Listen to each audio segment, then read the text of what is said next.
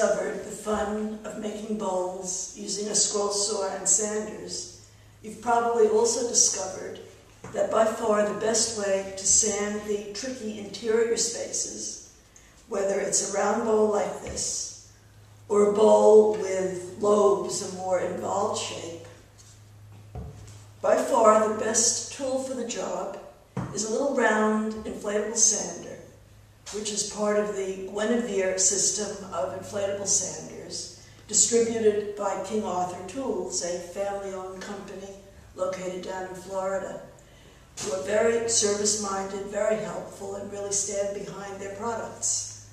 I know I've had numerous occasions to contact them with one question or another, and they've never failed to deliver.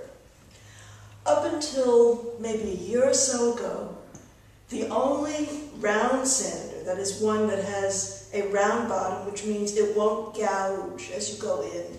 A spindle, no matter how soft it is on the bottom, always risks gouging no matter how careful you are. This was the only size available.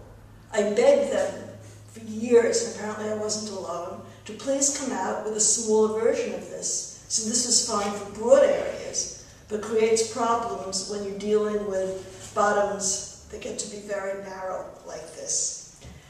So when they came out with a little sander, which looks like a toy, but is pumped up in the same way around a sleeve, just like its big sister. Since it's part of the Guinevere system, I tend to think of it as Gwen and Little Gwen. I don't normally name my tools, but this is just too cute for words. It doesn't even really look like a serious tool. I mean, I was absolutely delighted and started creating projects that would test this little sander out.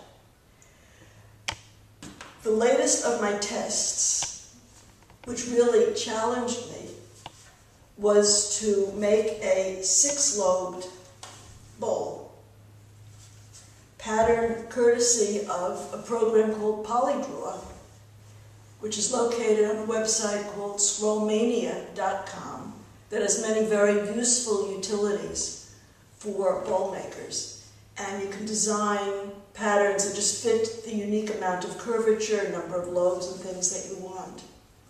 And that was created by Dave Van Ness and generously made available at no charge to anyone who visits his website. All right, so armed with appropriate tools and nice people who made them available, I set out to create this bowl. Because of the inward curve, access is much more limited than if you do the more common bowl that uses one blank. It's a set of rings and they go out. If you want to get inward curves, you need to have another set, or what I like to do is put a center transition ring, which makes it easier to then start curving inward. But access can be very difficult, and if your preferred means of sanding is by chucking these sanders into a drill press, you have to worry about the chuck. You don't want to be sanding the bottom and then ruining the top. So I started working on particular sequences to make this easier, starting out usually with a center ring glued to one curved ring on either side, getting those straight, then adding on other rings, sanding them, and then eventually putting it all together. The outside is not problematic because you always have access. And for the outside, I use a flexible pad sander with a hook and loop system, which works very nicely. And I'm now playing around with the slightly larger 3-inch version of this. This is a 2-inch, which gives you a great deal of flexibility. And the little pads come in a whole variety of grits. But the outside is like dessert. Once you've paid your dues and sanded the inside, everything on the outside is just fun. Keep in mind that although I'm talking about sanding, we're really not sanding. We're carving. Sanding is making a surface smooth. Carving is changing the shape of the surface. So these are really little inflatable carvers, if you want to think of it that way. So the sanding serves the same function as whatever carving tools a carver uses, or the tools that somebody turning a bowl on a lathe uses to change the shape. And what I'm going to show you is a step-by-step sequence of what happens once the rings are cut. The rings are cut in an ordinary manner. So if you've made bowls, particularly bowls with curved sides, you know how to do this. The difference is what you do once the rings are cut. And that's what the rest of this video is all about. I stacked the rings as they were cut to preview the finished shape. Because of the depth of the bowl and its incurving sides, I needed to sand and glue in stages. The bottom ring of the bowl was cut at a 40-degree angle. This resulted in points that needed to be shaped into a smooth curve. Looking at the underside of the ring, you can see that sanding has to be carefully done if you don't want to sand away the gluing surface for the base.